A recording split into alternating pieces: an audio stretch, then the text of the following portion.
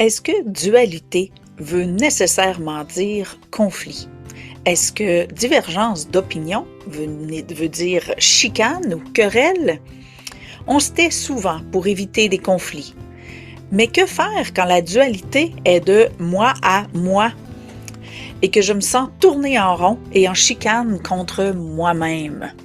Bienvenue dans La richesse des différences, le podcast où l'on démystifie les subtilités de la vie et on s'ouvre à une réalité plus vaste.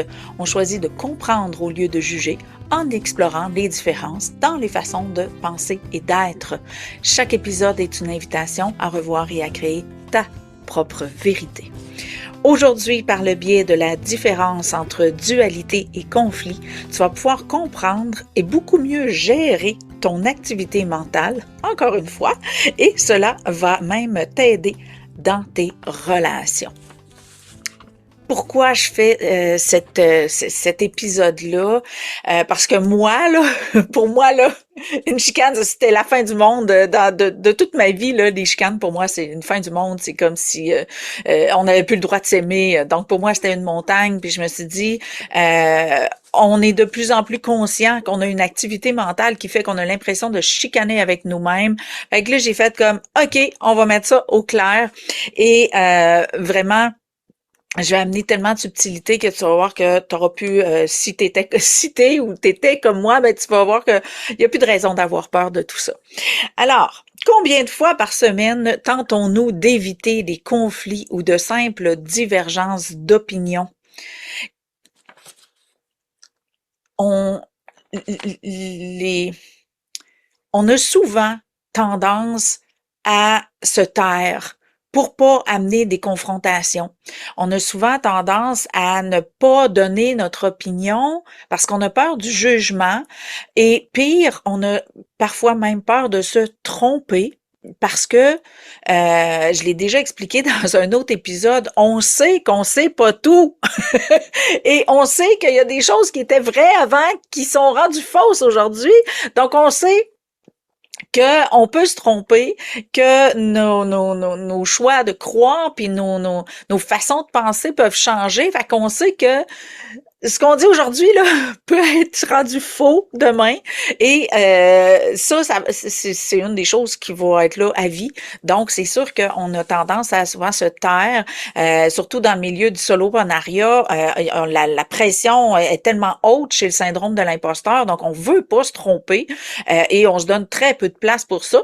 Donc c'est sûr que on va souvent se taire autant pour éviter la confrontation avec quelqu'un d'autre parce que on se donne pas le droit de pas savoir et si quelqu'un nous amène quelque chose et tout à coup ben je savais pas, ben ça demande beaucoup d'humilité de dire je le savais pas ou je le sais pas et de changer d'idée, de changer de posture. Fait c'est vraiment comme un espèce de gros package deal, c'est comme on a l'embarras du choix pour se taire, si on peut le dire comme ça, là, c'est vraiment ça. On a l'embarras du choix pour se taire, donc toutes les possibilités sont là. Donc, c'est beaucoup plus facile de se taire que de confronter toutes ces hypothèses-là, ces situations-là, dans lesquelles soit on se trompe, soit on est confronté ou humilié devant notre ignorance, ou soit on a à débattre de notre idée parce que l'autre a tort. Donc, c'est pas tentant de s'affirmer dans bien des cas. Donc, comment est-ce qu'on va pouvoir rendre ça confortable? On va voir ça aujourd'hui. L'autre problème, l'autre bug qu'on vit souvent, c'est comment peut-on arriver à se chicaner avec soi-même, donc se quereller avec soi-même? Ben, ça aussi, c'est un phénomène qui arrive souvent. J'ai envie d'aller là, puis là, tout à coup, on sent comme un frein. J'ai envie de faire ça, on sent comme un frein. On a une idée, un projet, puis là, tout ce qu'on entend, c'est ben oui, mais, ou on entend ben non. Donc, il y a de la chicane à l'intérieur de nous, donc la querelle, qui fait que on est en constante challenge, comme on a on a l'impression, là, comme dans les comics, là, qu'il y a le petit diable puis le petit ange sur nos épaules. Mais des fois, on a l'impression qu'ils sont pas mal plus que deux à se chicaner. Fait que moi, je me suis dit, il faut qu'on comprenne qui parle, pourquoi qui parle. C'est sûr que j'en ai parlé dans mon deuxième livre, des segments de l'activité mentale, comment reconnaître les discours, savoir qui parle et tout ça. Mais là, je rentrerai pas là-dedans aujourd'hui parce que c'est pas l'objectif. C'est vraiment de te positionner dans une posture plus solide, plus confiante lorsque tu as soit un conflit interne ou lorsque tu as une divergence d'opinion avec quelqu'un. C'est vraiment l'objectif d'aujourd'hui. Et le troisième point d'inconfort, qu'est-ce que la dualité? La dualité, c'est super, elle est très pertinente quand on comprend comment ça marche. Parce que c'est le principe, là, avant qu'il s'aille 25, là, donc les 25 hamsters ou les 50 hamsters qu'on peut avoir dans notre tête, là, avant qu'il soit 50, à la base, il y en avait deux. Mais c'était pas un petit diable puis un petit ange. Ça, non, OK? Oui, il était deux. Et cette dualité-là, elle s'en ira jamais, jamais, jamais. Parce que c'est inévitable, parce qu'il y aura toujours une âme et un ego actif à l'intérieur de nous qui constitue notre individualité. Donc, comment est-ce qu'on peut gérer cette dualité-là immuable? Donc, ça veut dire que ça s'en va jamais. Comment on peut comprendre cette dualité-là? C'est les réponses que je vais te donner là à la fin de l'émission parce que ça, outre, même quand il n'y a pas les 25 hamsters, ça s'en ira jamais. Et si tu veux pas rester pris soit dans la dualité puis pas être capable de choisir, pas être capable de décider, ben ça te prend les réponses que je vais te livrer tantôt. Comment je suis arrivée à toucher à tout ça? Ben là, c'est la partie que tu vas pouvoir rire de moi. Fait que je fais c'est le retour de mon petit son. Pour moi, là, comment j'ai expérimenté ce bordel mental-là. Premièrement, pour moi, divergence d'opinion, ça voulait dire conflit. Ça voulait dire que c'était sûr que le ton allait monter, qu'il allait avoir une chicane, que tu sais, ça allait vraiment, dès que les deux étaient pas d'accord, pour moi, ça voulait dire une chicane. Qu'est-ce qui faisait que pour moi, c'était épouvantable? C'est que pour moi, conflit égalait rupture, parce que c'est ça que j'avais vu pendant mon enfance, pendant ma jeunesse. Donc, mes parents sont séparés. J'étais très jeune, de 2-3 ans. Donc, c'est sûr que pour moi, la rupture, c'était quelque chose de très, très, très concret parce que je l'avais vécu très jeune. Fait tu sais, c'était comme un effet domino pour moi. Tu sais, la question se posait pas. C'était sûr que s'il y avait une chicane, ça allait finir en rupture. Parce que, j'avais pas vu ben de chicane entre mes deux parents, mais j'avais assisté à la scène de rupture et ça m'avait traumatisé beaucoup. Donc, pour moi, la rupture, c'était quelque chose c'était une montagne et c'était comme un incontournable. Et après ça, ben là, quand tu vois les familles reconstituées, tu vois des conflits, encore une fois, et fait puis j'avais des amis avec qui je me chicanais, puis là, on arrêtait de se parler. Donc, pour moi, là, tu sais, c'était vraiment un espace, là, de oh non, je vais perdre ceux que j'aime. Oh non, on va arrêter de m'aimer. Là, c'était vraiment ça. Puis ça m'a suivi très, très longtemps parce que j'ai vécu plein de ruptures au cours de ma vie. Fait que ça a comme solidifié cette croyance, cette illusion-là que j'avais que une chicane, ça égale automatiquement rupture. Et qu'est-ce que ça voulait dire? Donc, l'autre domino qui venait juste après ça, c'était, pour moi, rupture égalait perdre une famille, perdre une maison, perdre des amis. Parce que c'est comme ça que je l'avais vécu dans ma petite enfance, là. Mes parents, là, ils sont chicanés, ils sont séparés. Fait que là, ça a donné il a fallu vendre la maison, il a fallu déménager et j'ai perdu mes amis. Puis on a déménagé de Val-Bélair à Saint-David, fait que tu sais, en plus c'était l'autre bord du pont, fait que c'est très très très très loin là pour une enfant là, tu sais c'est Val-Bélair, tu sais c'est plus que 50 kilomètres là de distance, fait que c'est vraiment loin. Fait que c'était une montagne pour moi. Donc le troisième domino là, c'était en plus on perd tout, on perd la maison, les amis, la famille. Et ce que ça l'a généré à l'intérieur de moi, c'est que j'avais beaucoup trop à perdre pour m'affirmer. J'étais comme, si je dis ça, là, qui va s'en aller? Si je dis ça, qu'est-ce que je vais perdre? Fait que l'équation, puis de la même façon, là, je veux pas sauter de petits bouts parce que l'effet domino, là, je suis sûre qu'il y a plein de monde qui l'ont vécu, mais là, je veux que tu le vois vraiment. Donc, de la même façon, faire un choix impliquait perdre quelque chose. Cette équation-là, là, c'est celle qui m'a intoxiquée. Donc, je suis une balance en plus. Mon signe zodiaque, c'est balance. Fait que t'imagines-tu pour moi, faire un choix incluait perdre quelque chose, inévitablement.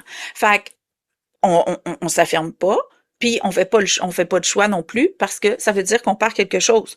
Donc, qu'est-ce qu'il m'a fallu comprendre? Il m'a fallu comprendre que je devais choisir en fonction de deux choses, moi et ce que je veux, et non de ce que je ne veux pas. OK?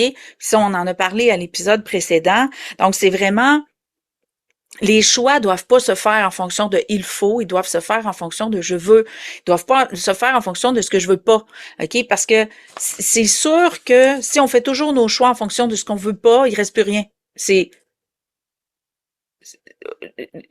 Comment je pourrais dire? On oublie de se donner des options lorsqu'on choisit en fonction de ce qu'on veut pas. Et ça, c'est un comportement vraiment nocif, spontané pour énormément de gens, puis c'est pour ça que je vais élaborer quand même un petit peu plus sur cet aspect-là. Parce que quand vient le temps de faire un choix, donc quand la dualité intérieure s'installe, souvent on dit ben là non, on va pas là parce que et le parce que là, le ben non là, ce petit égo-là, c'est souvent celui qui a peur. Et celui qui a peur, il a peur pourquoi? Parce que il regarde le passé. Faire des choix à partir du passé, ça veut dire qu'on permet pas de la nouveauté. Et ce qu'on oublie, c'est que dans le passé, il y a ce qu'on veut pas. OK? Fait que là, on se dit, ah ben non, j'irai pas parce que je veux pas ça. Mais on oublie d'ouvrir l'hypothèse. Ben, ça pourrait-tu se passer autrement? C'est comme si, admettons qu'on met le petit diable, ben non, on peut pas, ben non, il faut pas, OK? Admettons qu'on dit que c'est le petit diable. On va mettre des couleurs simples, là, le rouge, OK? Petit bonhomme rouge, il dit non, donc rouge comme un arrêt-stop, rouge comme un feu de signalisation, il dit non. Et c'est comme si le vert était au chômage parce que il y a rien de mieux à proposer. Puis la dualité est comme pas égale parce qu'il y a rien dans balance du ben oui mais puis puis puis là, j'en ris, mais c'est pas drôle parce que malheureusement, on nous a pas appris à ouvrir des hypothèses. On nous a appris à avoir peur, on a appris à se méfier, on nous a appris à avoir honte, on nous a appris on a appris à pas vouloir, puis à avoir peur, puis à freiner tous nos élans. Puis la seule chose qui peut arriver d'autre, c'est quelque chose de nouveau. Fait qu'on n'a pas d'argument pour dire, ben oui! On peut pas se convaincre et dire, ben oui, ça va être le fun! Ben, je sais pas si ça va être le fun. Je sais pas, je suis jamais allée. Je l'ai jamais fait. Prove it! Tu sais, il y a comme, et, puis ça, c'est dans l'hypothèse, dans l'éventualité que l'hypothèse de faire d'autres choses que ce qu'on veut pas est ouverte, là. Puis c'est là que ça se passe. C'est vraiment d'arriver à se proposer le mieux quand le pire contre-attaque en premier. Tu sais, c'est comme le pire est proposé, donc ben non, tu peux pas, ben non, il faut pas, ben non, ça marchera pas, donc ben non, là, il est full là, OK? Ben, c'est important, là, de développer le réflexe de dire, te peux. OK? La dernière fois que j'ai vécu ça, là, j'avais quel âge? La dernière fois que j'ai vécu ça, là, je savais pas ce que je sais aujourd'hui. La dernière fois que j'ai vécu ça, c'était peut-être la première fois que je vivais ça. Haha! Donc, si c'était la première fois qu'on vit ça, c'est normal qu'on soit pas bon, c'est normal qu'on soit planté, c'est normal que ça soit pas passé comme on aurait voulu parce qu'on savait pas ce qu'on voulait. C'est la chose qui se répète toujours face à la nouveauté. On sait pas ce qu'on veut. Puis dans mon programme, je pense que c'est au module 8 ou 9, je me souviens plus exactement, mais dans mon école, là, j'apprends à justement comment aller vivre une expérience. Tu sais, c'est le cours 101, je vais vivre de la nouveauté. Et là, je t'enseigne comment ouvrir le champ des possibilités parce que c'est ça notre problème. Quand on veut pas quelque chose, on sait ce qu'on veut pas, puis là on y va en espérant que ça se passera pas.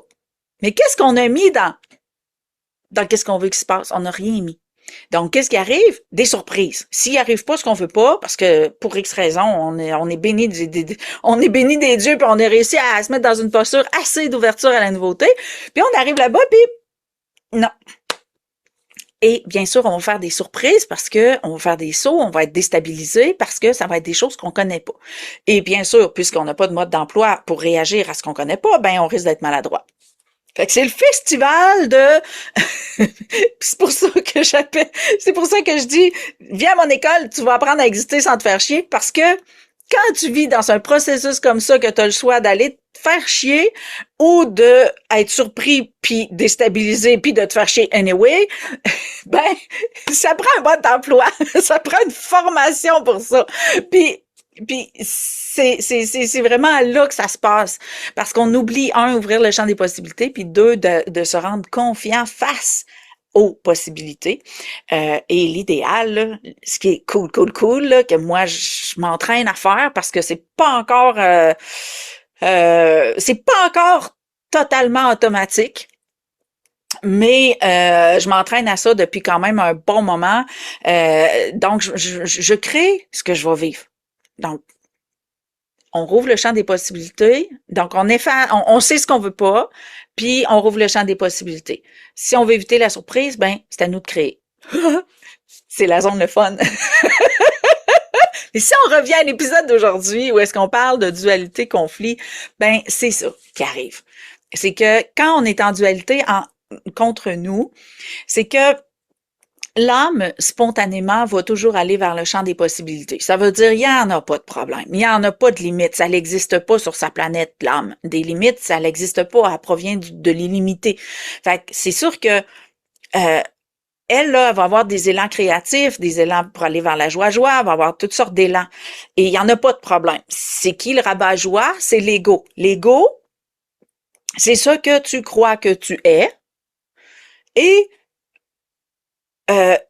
t'en as plusieurs. Et qu'est-ce qui fait la différence entre un ego puis un autre? Ben, c'est soit le contexte relationnel, donc avec qui t'es, soit le contexte circonstanciel, donc qu'est-ce que tu t'en vas faire, soit un contexte de performance, donc tout dépendant. Qu'est-ce que tu t'en vas faire ou avec qui tu vas le faire?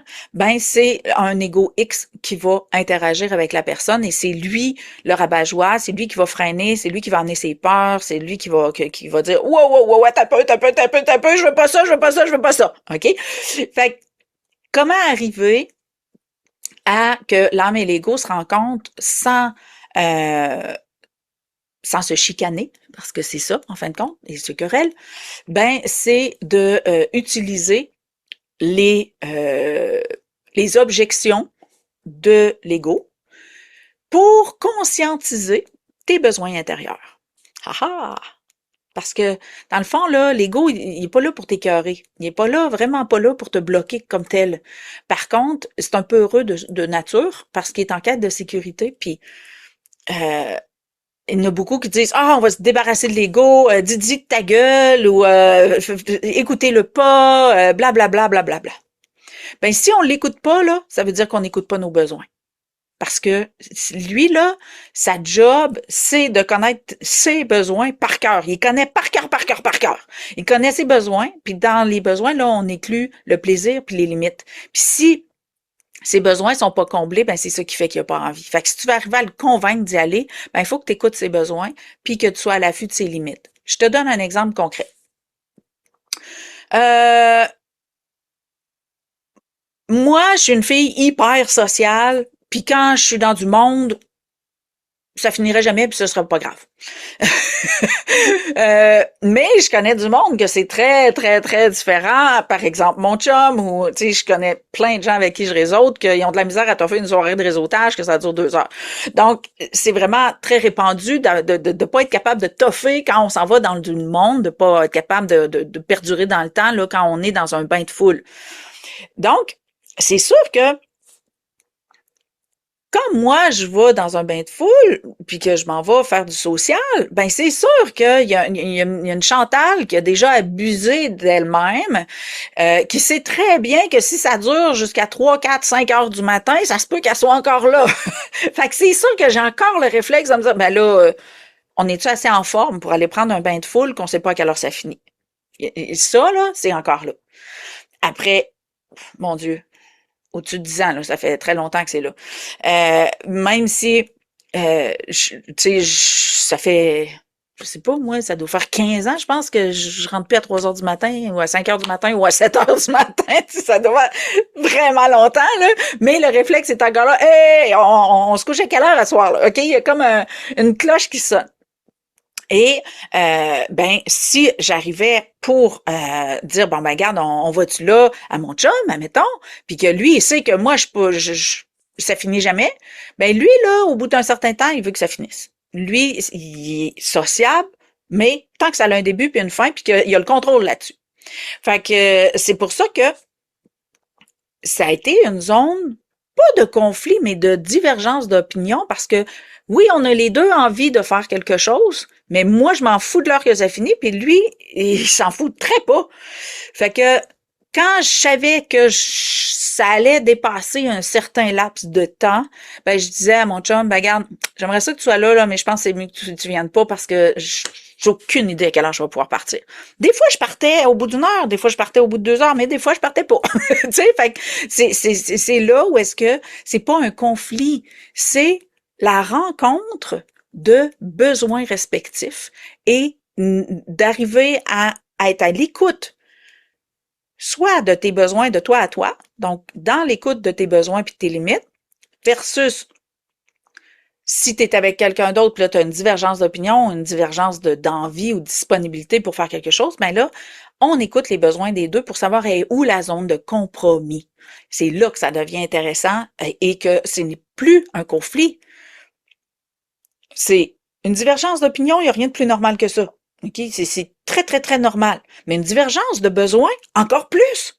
Fait que lorsqu'il y a une différence, au niveau des objectifs, ben c'est sûr que ça va causer de la friction. Puis si on n'est pas capable de prendre le temps de dire, ben regarde, pourquoi c'est un problème pour toi? Pourquoi c'est un problème pour moi? Donc, on s'assied, on dépose les besoins de chacun, on dépose les limites de chacun, et là, ça devient plus une zone de conflit, ça devient une zone de rapprochement parce qu'on se témoigne l'écoute de l'un et de l'autre. Et c'est la même chose pour soi-même. Là. Quand la dualité s'installe, là, puis que ça chicane, là, puis des fois, il y en a 2, puis 3, puis 4 égaux là, qui chicanent, là, parce que ils ont des besoins différents, les égaux.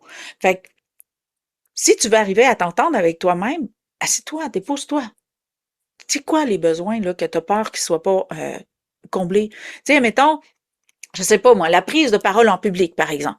Je sais que dans l'entrepreneuriat, c'est quelque chose qui affecte beaucoup de gens. Donc, pourquoi je peux pas aller prendre la parole en public? Ben, j'ai pas envie qu'il rie de moi. Ben, qu'est-ce que ça va faire qu'il rit de toi? Vas-tu mourir? Non. Pourquoi c'est important qu'il rit pas de toi? Donc, c'est pourquoi? Puis, en même temps, c'est pourquoi tu es convaincu qu'ils vont rire de toi? Il y a ça aussi, là. Il y a le phénomène d'être convaincu d'avance d'un résultat, d'être convaincu d'une prétendue vérité. Tout ça fait une zone de confrontation de réalité, de confrontation de besoins, de confrontation d'objectifs et surtout de confrontation de plaisirs qui ne sont pas les mêmes. Fait que cet espace-là, c'est un espace extraordinaire pour se rapprocher soit de soi ou de l'autre. Mais on l'utilise pour se chicaner parce qu'on veut qu'on vaincre l'autre. Donc, on est des cons qui veulent vaincre, OK? C'est facile, là, comme mot à se rappeler, là, OK? Donc, si on est des cons qui veulent vaincre, on n'arrive nulle part, OK? Donc, c'est dans l'écoute que la proximité se crée et que les conflits se dissolvent. Mais se taire est la pire des affaires. J'ai tellement expérimenté se taire qu'à un moment donné, ça génère des dommages. De ne pas s'affirmer, de pas exprimer ses besoins, de pas mettre ses limites. Euh, moi, tu sais, j'en ai parlé dans plein d'épisodes là. Tu sais, à l'époque où j'étais même pas capable de dire non à mon chum parce que je me disais, crime, déjà qu'il m'aime là, c'est déjà un exploit olympique. Je le dérangerai pas avec mes besoins, ou je dirais pas non, ou quand il essayait de me faire plaisir puis que ça me faisait pas plaisir vraiment, mais que je savais que c'était pour me faire plaisir qu'il faisait quelque chose, ben je le disais pas non plus. Fait que quand là, au bout de 10 ans là, j'ai décidé d'être vraie. Ça a été tellement d'ajustements que j'aurais dû le faire dès le début, ça aurait été plus simple. Fait que je t'invite vraiment à ouvrir l'espace où est-ce que tu as le droit de dire ce que tu veux, tu as le droit d'avoir des besoins, puis de pas avoir peur du conflit. Euh, le conflit, c'est une zone de rapprochement quand on l'utilise. Donc, si ça te ça te pose problème d'entendre conflit ou chicane ou querelle, ben appelle ça une rencontre de besoins. OK? Donc, c'est pas une confrontation, c'est une rencontre de besoins qui veulent s'exprimer. Tout simplement. OK? Fait que enlève carrément le mot de ton vocabulaire s'il te fait peur, là, parce que moi, c'est vraiment là, hey, une chicane, c'est la fin du monde, là, OK? Donc, pour moi, là, petite Chantal, elle va être super contente quand je vais enlever le mot conflit de mon vocabulaire, parce que je vais arrêter d'avoir peur des conflits, mais surtout, de dire que c'est une rencontre de besoins. Wow! Tu sens-tu? Dis-le à voix haute. Rencontre de besoins. Ça fait wouh! ça, ça fait un wow dans le corps. Fait que je t'invite vraiment à changer ton vocabulaire parce que c'est sûr que le conflit, confrontation, là, j'avais fait un jeu de mots, là. Conflit, c'est une confrontation littérale. Pourquoi j'ai traduit ça comme ça? Parce que c'est souvent une différence de vocabulaire ou une différence de compréhension ou d'interprétation. Fait que un conflit, là, ça n'existe pas au sens propre du terme. Ce n'est qu'une différence dans notre manière d'être. Et c'est important que ça devienne un espace de proximité. J'avais aussi joué dans mon programme, j'enseigne l'individualité et j'avais beaucoup joué avec ce mot-là parce que dualité, il y a duo dedans, mais il y a duel aussi.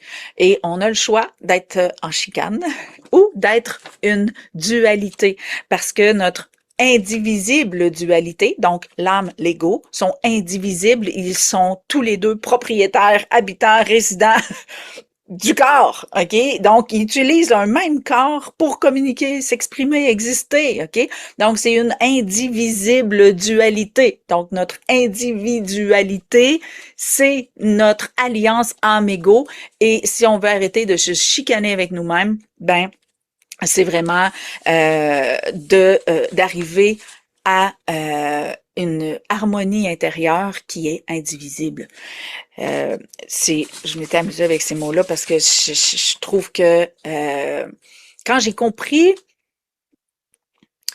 ce qu'était un ego, puis que collatéralement, je sais pas trop comment l'exprimer, quand j'ai compris ce qu'était un ego, puis que collatéralement j'ai compris qui était immuable, là, il peut pas s'enlever. Il peut pas être là. Parce que s'il est plus là, on est juste une âme. Et une âme, ça n'a pas besoin d'un corps, fait qu'on est fourré, là. OK? L'ego, là, c'est la confrontation aux limites. L'âme, elle a pas de limite, elle a pas de corps non plus. Fait que quand elle arrive dans le corps, puis qu'elle habite dans un corps, puis que nous, on expérimente la réalité par le biais d'un corps, ben, l'ego, c'est ce que l'on croit que l'on est. Donc, quelles limites nous expérimentons par le biais du corps? Fait que c'est immuable. Ça s'en ira jamais. Donc, quand on dit écrasez vos égos, taisez vos égos, effacez vos égos, tuez l'ego, whatever, là, ça n'existe pas. Moi, j'ai triché un petit peu. Quand j'ai compris le concept de l'ego, je me suis dit, OK, tant qu'à en avoir un, ça serait vraiment cool d'en avoir un le moins limitant possible. Parce que je me suis rendu compte qu'on faisait juste passer d'un ego à l'autre. Puis là, j'étais comme, ah, ben, ce serait cool d'avoir un ego qui a pas de limite, ou du moins qui est capable de pas se faire chier, là. Fait que j'ai triché et j'ai décidé de me souvenir que j'étais de l'eau. Et je me suis mis à penser, agir et réagir comme l'eau le fait. Fait que c'est vraiment pour ça que je prends tout le temps plein de métaphores à partir de l'eau, parce que j'ai habitué mon esprit à fonctionner, à penser, agir et réagir comme si j'étais de l'eau. Fait que c'est sûr que toutes les métaphores qui me viennent quasiment toujours à partir de l'eau, parce que c'est tu sais, c'est comme entre de la matière puis de l'air. Donc, c'est comme de la matière, mais vraiment pas limité, là. De l'eau, c'est pas barré à 40, là. C'est, de l'eau, là, ça passe partout. C'est avec ça qu'ils font des scies pour couper de la céramique, des pierres. C'est avec de l'eau. C'est des scies à eau qui coupent des pierres. Fait que de l'eau, ça peut être très, très, très puissant. Ça peut être très mou, très malléable. Ça se faufile partout. Tu sais, c'est comme, mais c'est très malléable aussi. Quand tu tires un caillou dans l'eau, il s'achante pas. La rivière arrête pas de couler, elle revire pas de bord, puis elle s'achante pas à faire torser le caillou. Elle s'arrange du caillou. Elle va faire pousser du lichen, puis il y en aura pas de problème. Fait que, à force de m'entraîner à me souvenir que j'étais de l'eau, à penser, agir et réagir comme de l'eau, il y avait pas mal moins de problèmes dans ma vie, de barrages, de blocages, il y en avait plus de problèmes, là. Et puis, c'est ça. Ceux qui me connaissent depuis longtemps, c'est ça qui disent, ah, avec Chantal, il y en a jamais des problèmes. Puis, tu sais, des fois, je me tombe ses nerfs à quel point j'arrive tout le temps avec une réponse que, il y en a pas de problème. Tu sais, je me tombe moi-même ses nerfs des fois. Fait que j'imagine que, mais ceux qui me connaissent depuis longtemps, on rit beaucoup avec ça, parce que j'arrive tout le temps avec, en quoi c'est un problème? C'est ça la question. Euh, euh, à force de m'entraîner à penser comme de l'eau, c'est vraiment ça qui a fait que, en quoi c'est un problème? Puis la deuxième question, c'est pourquoi c'est important pour moi que ce soit un problème? Parce que, je sais pas si tu te souviens ou si tu as écouté les autres épisodes, mais tu sais, je le raconte, là, ma vie, c'était du drame avant. Fait que, quand je me suis mis à utiliser la phrase « Pourquoi c'est important pour moi que ce soit un problème? » C'est là que j'ai vu l'ampleur de mon ego dramatique. Puis que là, j'ai fait comme « Oh my God! Ce serait le temps que je crée d'autres choses que de la merde. » Donc, c'est vraiment là que ça se passe. Donc, l'ego est immuable. Donc, c'est ce qui fait qu'on est une indivisible dualité. Et ça, c'est immuable. Donc, comment utiliser la dualité non pas comme un conflit ou une confrontation, c'est on observe les besoins. Alors, je t'amène clairement un repositionnement sain par rapport à dualité et conflit. Premièrement, définition. Dualité. Qu'est-ce que la dualité? C'est orienter son focus pour profiter de l'opportunité de choix. Quelle sagesse, mon Dieu, Chantal, tu t'es emportée. Mais c'est ça pareil. C'est que la dualité, ça nous amène devant un choix. C'est juste ça. C'est pas un problème en soi d'avoir un choix. Mais quand on n'est pas capable de choisir, là, ça devient un problème. Donc, qu'est-ce qu'on fait avec les problèmes? Deux choses. Premièrement, toute peur parle du passé, mais met en lumière les besoins, OK? Donc, c'est vraiment d'être attentif à nos convictions face au passé, que le passé n'est pas perpétuel, OK? Donc, on doit permettre à de la nouveauté d'avoir sa place. Donc, on fait attention à ce qu'on est convaincu ou convaincu. On fait très attention à ça parce que c'est ce qui va empêcher là, la présence de la nouveauté. Et deuxièmement, permettre de changer d'idée efface l'idée d'un mauvais choix. Puis ça, là, Je connais du monde qui sont devenus fous avec ça, OK? Puis c'est même pas des blagues. La peur de se tromper, là, ou de faire un mauvais choix, vient de l'obsession du système scolaire qui nous a éduqués à il y a toujours une bonne réponse. Ben, moi, je vais te dire carrément le contraire. Il n'y a jamais de mauvaise réponse. Parce que c'est vrai, OK? Donc, on a appris à l'école pendant 10 ans de notre vie qu'il y avait toujours une bonne réponse puis qu'il n'y en avait rien qu'une. Mais c'était du brainwashing parce que c'est faux. Dans la vie, OK? Donc, on n'est pas en mathématiques, là. On est dans la vie, OK? Puis dans la vie, ce qui est cool, contrairement aux mathématiques ou peu importe, ce qui est cool dans la vie, c'est qu'on peut jamais se tromper. Tout ce qu'on fait dans notre vie, on vit l'expérience de nos choix. That's it, that's all. C'est tout, c'est clair et net. OK? C'est limpide, là. OK? Donc, on fait des choix, on fait l'expérience de nos choix. Et c'est quoi la fête? C'est qu'on peut changer d'idée. On peut faire un nouveau choix. On peut changer d'idée 25 fois si on veut. OK? Et c'est ça qui fait qu'on a tellement peur de se tromper. On a adapté pendant 10 ans, ou peut-être si t'es allé aller au cégep, à l'université, ben c'est 15, 20 ans là, de ta vie qu'on t'a convaincu qu'il y avait juste une bonne réponse et qu'il fallait que tu la trouves. Ben, les choix, c'est différent. Donc, dans la vie, tu peux jamais te tromper, tu peux faire des choix, vivre l'expérience de ton choix et tu dois te permettre de changer d'idée. OK? Et c'est là que la dualité est beaucoup plus confortable. Ça veut dire quoi? C'est que tu te donnes le droit de te tromper. Tu te donnes le droit de changer d'idée. Et dans cet espace-là, tu vas te rapprocher de toi parce que à chaque fois, tu vas revenir où? À l'écoute de toi, à l'écoute de tes besoins. Si tu apprivoises, là, si tu donnes des bonbons à ta dualité, là, puis tu dis, écoute-moi, parle-moi de tes besoins, je t'écoute, OK? Donc ça, là, ça donne tout plein d'amour dans ton petit cœur. Puis, cette dualité-là devient une zone de proximité extraordinaire, super confortable, parce que tu es à l'écoute de toi et non pas dans la peur de ce qui pourrait arriver. Fait que c'est vraiment un bel espace, là. La dualité devient super confortable dans ça. Donc, te donner le droit de changer d'idée, te donner le droit de te tromper.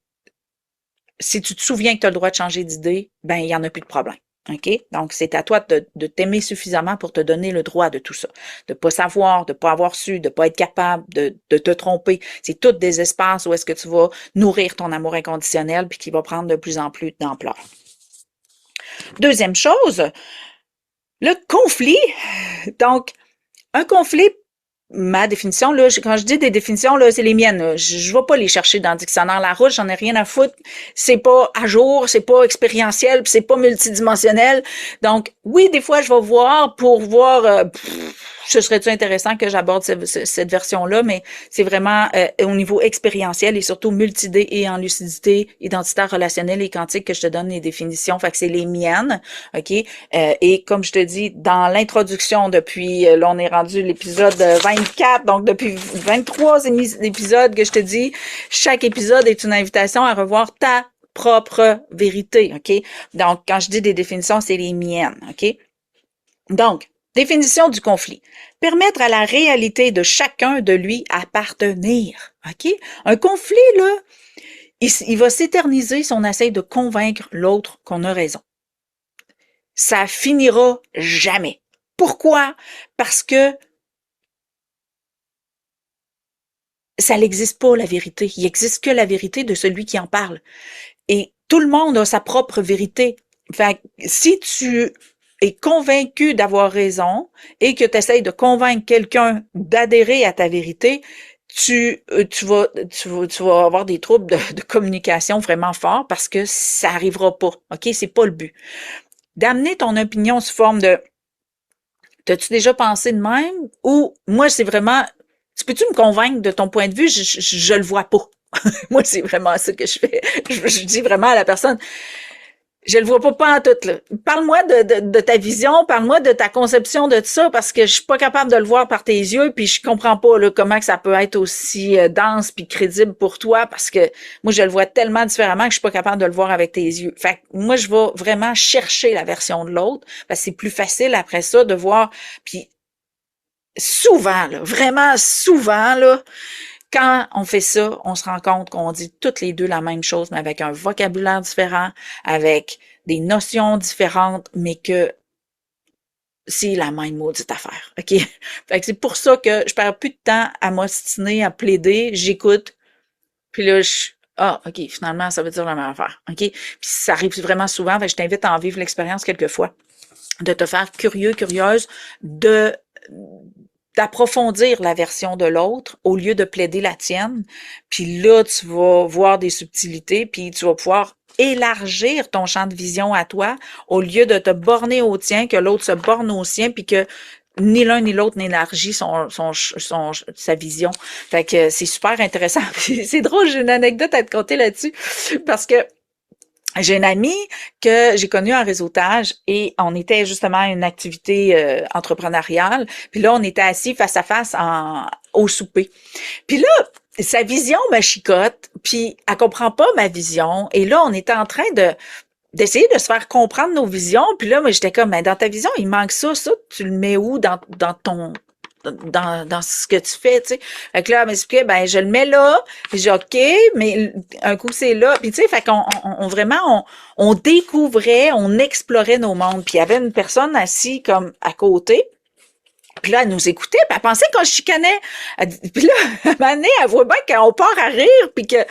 Fait que là, elle dit, je pensais vraiment que vous aviez une guerre d'ego, mais finalement, vous êtes juste en train de vous rapprocher par une communication ouverte. Je dis, ouais. Fait que, tu sais, oui, ça peut avoir l'air d'un conflit, ça peut avoir l'air d'une divergence d'opinion confrontante, mais l'exploration des mondes amène à poser des questions pour ouvrir le champ des perceptuels et créatifs que j'appelle, pour élargir toi. Ah, peut-être qu'il me manquait un petit bout. Ah, ben, prendrais pas tout, mais je vais prendre ça pour rajouter dans ma conception à moi, puis ça va être encore plus confortable. Fait que c'est vraiment là que la divergence d'opinion, là, voilà comme une façon d'élargir tes horizons, élargir tes possibilités, élargir ta conception des choses, comme si tu allais à l'école, dans le fond. Fait que en tout cas, moi, je trouve ça vraiment enrichissant d'utiliser les divergences d'opinion pour créer, de la proximité, parce que quand tu te mets à être curieux du monde de l'autre, tu crées une interaction super dynamique, super intéressante, puis beaucoup moins confrontante. Fait que peut-être que j'ai développé ça à force d'avoir peur de me chicaner, à force d'avoir peur d'être tannée d'argumenter, je m'en fous. Le résultat est là. Je me suis rendu compte que d'être curieuse de l'autre au lieu de plaider ma cause était beaucoup plus confortable, beaucoup plus facile et que ça créait de la proximité par mon ouverture à l'autre. Alors, donc, quand je dis la définition du conflit, c'est permettre à la réalité de chacun de lui appartenir. Alors, il y a 2 points importants dans ça. On focus sur les besoins de chacun. Donc, les besoins, ça peut être du plaisir, des objectifs, le respect des limites ou peu importe. OK? Et le deuxième point, on focus sur légitimiser, virgule, sans prioriser. OK? Puis ça, là, je mets l'accent sur sans prioriser parce que moi, là, j'avais tendance vraiment à prioriser l'autre. J'en ai parlé dans le dernier épisode. J'avais vraiment tendance à prioriser l'autre beaucoup. Donc, lorsque le conflit n'est pas live parce qu'on se tasse, parce qu'on s'exprime pas, ben ça veut dire qu'on priorise toujours l'autre.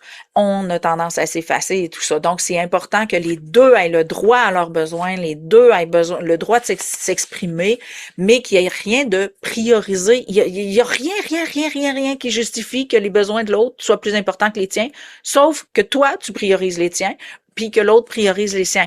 Donc, dans une relation de couple, par exemple, c'est l'amour qui va aller comme diluer la confrontation et amener l'espace compromis. Dans des discussions plus professionnelles ou plus stratégiques ou peu importe ou plus techniques, ben là c'est pas l'amour, ça va être la volonté d'avancer vers autre chose. Donc c'est vraiment de toujours voir les confrontations comme une zone émancipatrice. C'est ce qui termine le volet définition. Et là, je t'amène à mon petit incitatif d'intégration, comme toujours. Là, avant l'incitatif, je veux vraiment dire, je suis tout à fait consciente que cette zone-là, où est-ce qu'on a peur de faire le mauvais choix, où est-ce qu'on n'est pas capable de choisir, où est-ce qu'on est dans des perpétuels conflits, pour plein de raisons, soit parce qu'on se sent pas écouté, on se sent pas entendu, on est convaincu qu'on parler ça donne rien, là, toutes les croyances limitantes. Donc si tu es dans une espèce de zoo comme ça et que tu te fais chier là et que les conflits pour toi c'est une zone que tu penses que tu seras jamais capable de sortir ça de ta vie, ben c'est vraiment en consultation que je vais pouvoir t'aider à faire ça. C'est sûr que l'école c'est un processus plus long, mais en consultation privée, on va pouvoir aller mettre le doigt plus vite dessus, puis peut-être que ça va te donner le goût d'aller à l'école pour avoir le mode d'emploi complet, mais au moins on va te sortir de cet espace-là, ok? Donc c'est vraiment c'est vraiment de commencer à faire des choix pour toi, puis si t'es pas capable de faire des choix pour toi, ben là à ce moment-là, je vais pouvoir t'aider. Donc comment tu peux t'entraîner à ça? L'incitatif d'intégration, un test de poser les besoins, donc tes priorités par écrit. Je plaide vraiment beaucoup et souvent le phénomène de écrire. Pourquoi écrire? OK? Parce qu'on est dans un monde matériel, un monde matière. De l'écrire, et si tu es capable de le dire à voix haute en même temps, ça crée un espace, OK? Ça crée un mouvement dense. Ça mène de la densité à ton idée, à ton besoin, à ta pensée. OK? Donc, écrire, là, c'est toujours là l'étape numéro 1. En plus de ralentir ton flot mental, tu te confirmes, je t'ai entendu. Tu confirmes, excuse-moi, tu confirmes à l'ego qui essaie de s'exprimer que tu l'as entendu. Si tu l'écris ou tu le dis à voix haute, là, il peut pas dire elle m'a pas entendu, OK? Puis l'âme non plus, elle peut pas dire elle m'a pas entendu, OK? Tu l'écris, tu l'as vu, tu l'as dit, c'est entendu, OK? Donc c'est vraiment il y a beaucoup de gens qui font beaucoup d'acouphènes. C'est souvent parce qu'on rumine mentalement puis que le cerveau dit peux-tu écouter avec d'autres choses que ta tête là, ok? Écoute avec ton corps, ton ressenti, ok? Fait que c'est vraiment d'arriver dans cet espace-là où tu te témoignes, tu te fais la preuve que tu t'entends / que tu t'écoutes. Donc dans cet espace-là, ça amène beaucoup de confort en plus de ralentir le flot mental, ok? Donc l'écriture là, donc mets toujours tes besoins par écrit et idéalement, tu peux même les mettre en ordre de priorité. Ça va t'aider à faire tes choix. Et c'est le point de rencontre avec l'opposition. Donc, de mettre ça par écrit. Donc, si tu es en train de te chicaner avec toi-même, de l'insécurité, des peurs, peu importe, de l'inquiétude, du doute que tu n'es pas capable de gérer, ben de mettre ça par écrit puis mettre tes priorités, ça va vraiment t'amener à sortir de l'opposition puis tu vas juste voir les besoins. Là. Il va rester juste ça, il n'y aura plus de chicane, il va voir je te vois, je t'entends, je t'écoute et je te respecte dans tes besoins. C'est tout. Ça finit là. Fait que, la dualité va se dissoudre par une sublimation, par la proximité. Et si tu es en conflit avec quelqu'un, donc tu es en rencontre de divergence d'opinion, une rencontre de besoins, ben là, les deux vont le faire. Et là, on va dire, ben on se rejoint par là. Fait qu'on va y aller par là. Donc, ça va être d'avoir une liste des besoins, des priorités. Puis là, ça va créer des points de rencontre. Donc, vraiment voir la dualité et ou le conflit, donc la rencontre, comme une opportunité de proximité. Je termine tout ça avec le mantra. Puisque je me souviens que chaque réalité ou hypothèse s'expérimente par le biais d'un choix de croire ou d'agir, je me redonne le choix en toutes circonstances, y compris le choix de changer d'idée. Je répète, puisque je me souviens que chaque réalité ou hypothèse s'expérimente par le biais d'un choix de croire ou d'agir, je me redonne le choix en toutes circonstances, y compris de changer d'idée. Je te souhaite vraiment de t'amuser avec ta dualité, je pourrais dire avec ta future proximité. Ou même, on pourrait dire complicité. Parce que quand la dualité arrête de chicaner, ça devient complice. Et l'âme et l'ego peuvent vraiment s'amuser. Moi, c'est ce que j'expérimente maintenant. L'âme et l'ego peuvent vraiment, lorsqu'elles arrêtent de se confronter, ils deviennent complices, comme deux enfants quand les parents sont pas là puis qui font tous les mauvais coups de la planète, là. C'est un petit peu comme ça que ça se vit. Donc, quand la dualité est sublimée, quand les deux sont capables d'être écoutés, d'être entendus, ça devient un espace vraiment agréable, confortable, et où est-ce qu'il y a plus il y a plus rien qui est bâillonné, là. Il y a plus rien qui est obligé de se taire à l'intérieur de nous parce que c'est juste écouté. Des fois, ça a juste besoin d'être écouté, ça n'a pas besoin d'être obéi. Fait que c'est vraiment un bel espace à explorer que je te souhaite vraiment de le faire. Si tu as besoin d'aide, ben c'est sûr qu'il y a toujours soit l'école ou la consultation privée là, pour t'aider, mais tu as au moins des petits exercices et des bonnes pistes pour faire un bout par toi-même. Fait que je te remercie pour ton écoute. J'apprécie les commentaires, donc quand tu me laisses un commentaire, je le lis dans un délai quand même assez rapide et je te souhaite de t'amuser avec ta complicité intérieure le plus rapidement possible. Je te souhaite une super de belle journée, je t'envoie un gros câlin. On se voit la semaine prochaine avec se donner le droit versus liberté d'être. Et ça, là, la différence est tellement mince, là, que il a fallu que je creuse vraiment fort.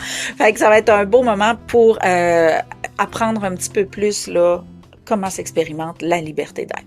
Je te souhaite une belle semaine. À bientôt.